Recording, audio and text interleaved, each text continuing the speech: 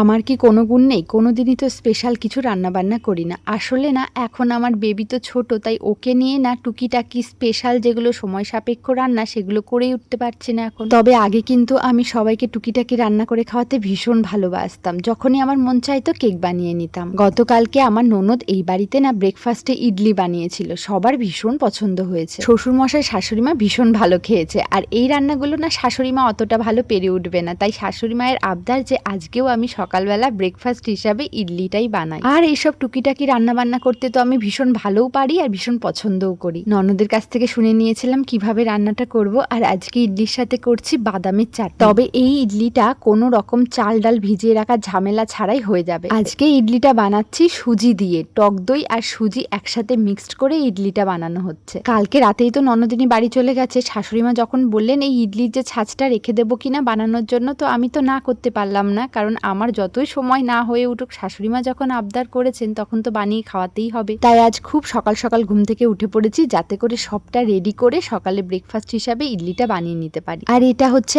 আমাদের গাছের গন্ধরাজ লেবু, আপনাদেরকে আগেই দেখিয়েছি। এত সুন্দর গন্ধ। বাড়ির গাছের গন্ধরাজ লেবু থাকতে বাদামের চাটনিতে কেনই বা অন্য কোনো লেবুর রস দিতে যাব বলুন? মাত্র 10 মিনিটে আমার ইডলি একদম রেডি হয়ে গেছে। আর এই ছাঁচটাই মোট 12টা ইডলি হয়েছে। অনেক দিন পর এরকম কিছু রান্নাবান্না করলাম। আর শাশুড়ি মা আর শ্বশুর মশাই তো ভীষণ পছন্দ করেছেন, তাই ওনাদেরকেও তৃপ্তি করে খাওয়াতে পারলে আমারও বেশ ভালো লাগে। সাউথ ইন্ডিয়ান খাবারগুলোর মধ্যে ইডলি আমার বডির ভীষণ পছন্দ, তাই আজকে জল খাবার হিসাবে ওকেও ইডলি পাঠাবো। তো এদিকে আমার ইডলি আর বাদামের চাটনি একদম খাওয়ার জন্য রেডি হয়ে গেছে। কেমন নরম তুলতুলে হয়েছে দেখুন।